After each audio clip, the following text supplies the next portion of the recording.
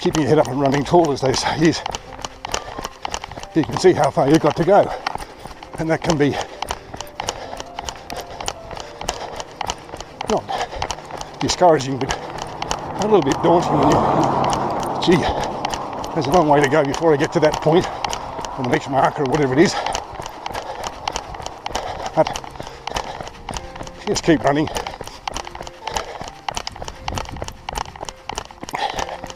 Talking of running technique, I mentioned this in one of my other videos, running videos. One of the hardest things about running, aside from everything else, is knowing what to do with your hands. You see, mine are sometimes almost closed into fists, and on cold days you almost do that automatically to keep your reduce the surface area and keep out the cold. Not cold today, but I'm not cold enough to need gloves anyway. Your hands tend to, or mine do anyway, tend to curl into fists, and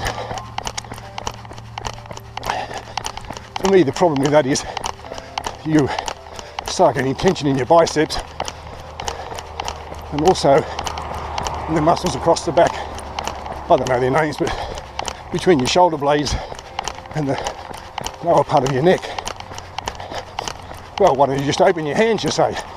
And you do that sometimes, and then in trying to keep them open, especially when they're getting a bit warm and you want the surface area to be big so you can get some airflow across them and cool them down, is you're having the same effect on your biceps and even your triceps this time, I think, and those muscles, the shoulder blades and lower neck. We're trying to force your hands to stay open, and they seem to want to close up just like they're doing right now. I guess the secret is let them close up, but not so tight that they're clenched fists.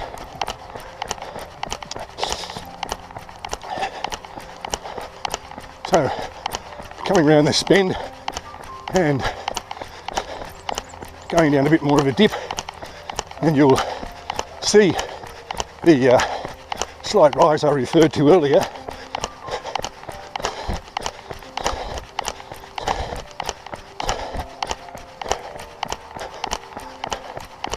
On the right there mostly is agricultural land.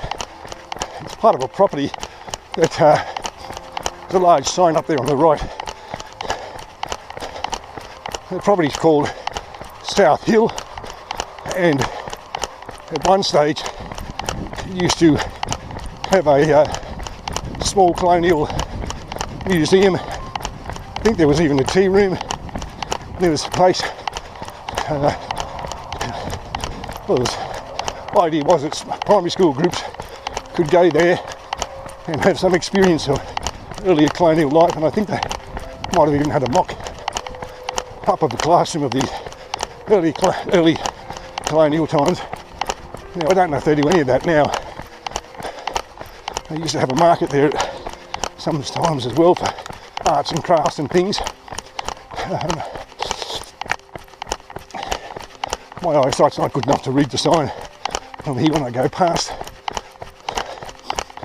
I think it might be a bed and breakfast now. And so on the slight rise, and it is only a slight rise because I'm not feeling any great drain of energy or struggle to get up it.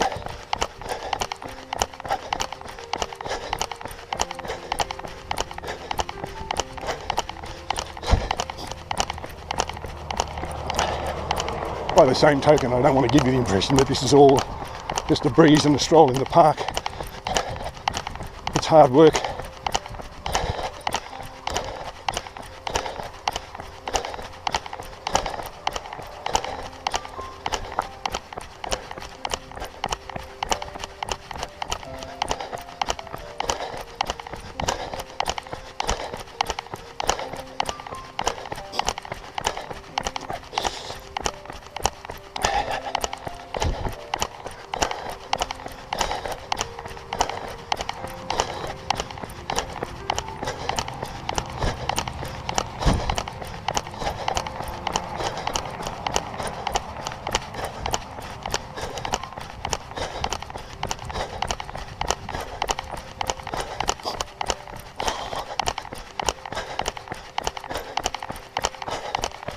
So, this road is in pretty good condition. I talk a lot about roads when I do my motorcycle videos.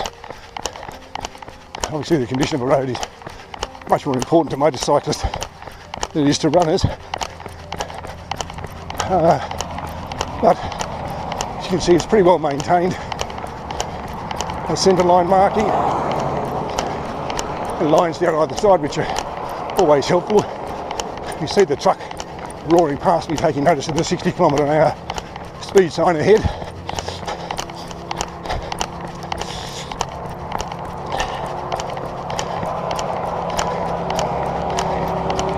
Feel a little bit for the bloke who's stuck behind the excavator there, but it's only a short distance. Again, I don't know what you can see here, but almost directly ahead are the highway bypass lanes again, and the open plains that head out towards Brisbane Grove and the airport.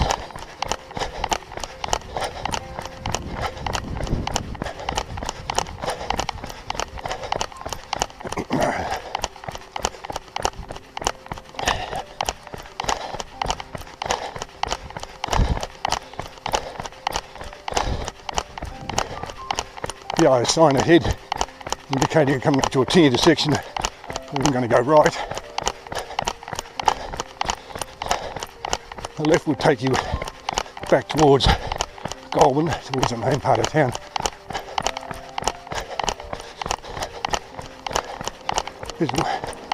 Behind the yellow sign is one of 3 warning signs about the low bridge ahead. The bridge takes the railway line over the road. You can see it's advertised as being 2.7 metres in height.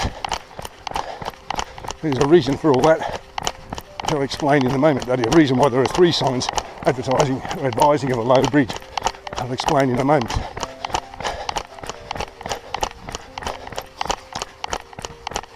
Going left will put you on Sloane Street. This is still Garroorigang road here.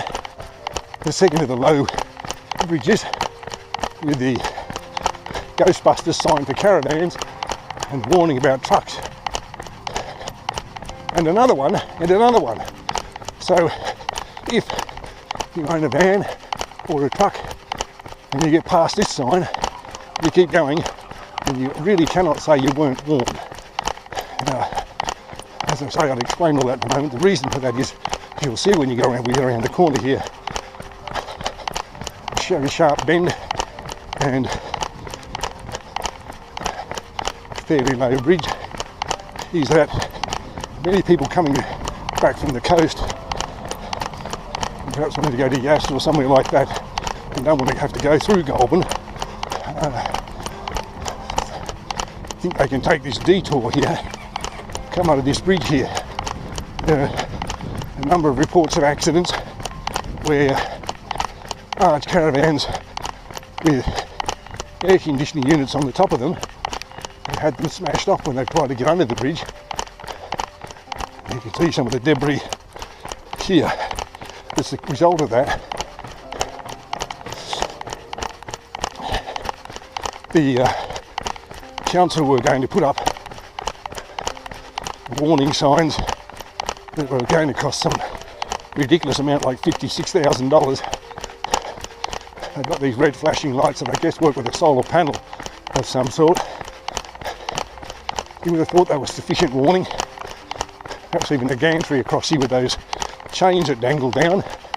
But hopefully whatever signs they put here now have been sufficient to deter any more caravanners from taking the detour. Now, I said this road I'm on at the moment is called Garroorigang Road, and I'd explain why a little later. Well, almost at the point of needing to explain why. Just coming to the end of it, directly ahead of the zebra sign, and go left on the Braidwood road, which will take me back into town.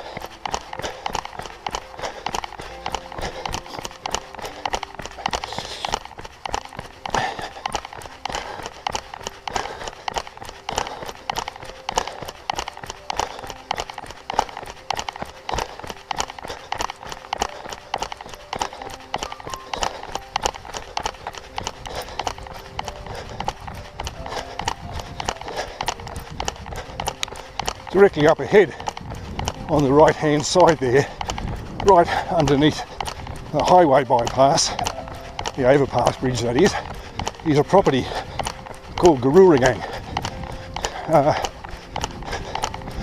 It used to be a working property, and judging by the bales of silage at the back there, it must still be that way. Sheep, I think, maybe some cattle. Now, the property belongs to the heirs and descendants of a man named Hamilton Hume. Hamilton Hume, along with his mate William Hobble, were the first known white men to explore the route between Appin, which is up between Picton and Wollongong. So they explored the route between Appin and Corio Bay, which is where Geelong is in Victoria, and discovered or mapped out for white people the overland route from Sydney to Victoria or to Melbourne. Now, I think the house has had a few additions over the years. It used to have a small museum about Hamilton Hume and his family, and there was a section at the back that was set up like a classroom. And again, the idea was you take your children, it was primary school children, and they could learn about colonial history and colonial Goulburn. On the right hand side, in front of the place, is a cairn, C-A-I-R-N, you spell that word. It's a Scottish word that means rock memorial or something like that. It has a couple of plaques on it that tell you about the house and the Hume family. I don't know if they still do the tours. I suppose you could check with the Tourist Information Office.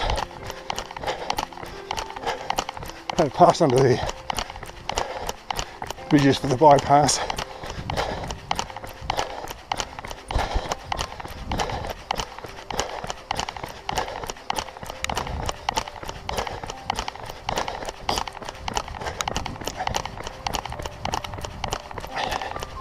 Trying desperately hard to rain at the moment. A few spots of rain.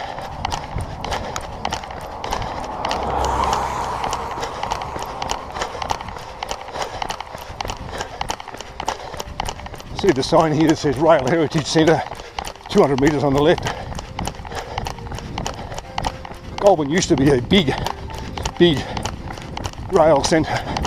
Lots of people worked on the railways in one capacity or another, and there's still a bunch of enthusiasts who maintain historic parts of the rail system, locomotives and carriages and stuff like that. Rolling stock, I think there's a word for it. They have an open day at the Roundhouse once a year, I think, although that hasn't been possible for the last couple of years, thanks to our friend the virus. Goulburn used to have the workshop for the maintenance of the XPT trains, but a couple of elections ago we decided to move that to Orange.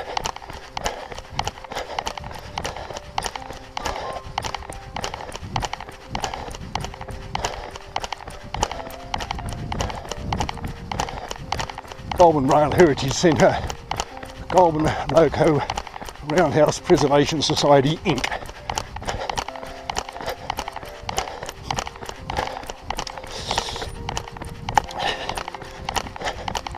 I guess a bunch of blokes, maybe some women too, I don't know, but I guess a bunch of blokes who are rail and train enthusiasts go there and work on the trains and things like that.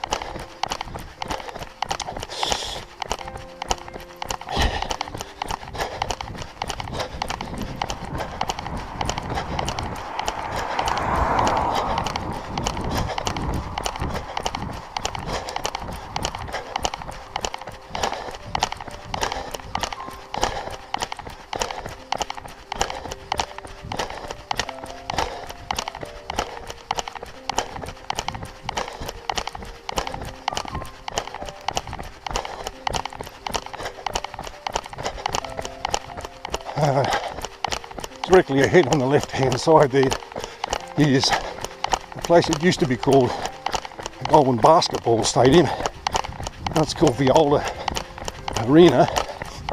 I think maybe there's some other indoor sports here. I know there are some signs around town advertising indoor netball that happens there. I have to say I haven't been out here in a couple of decades.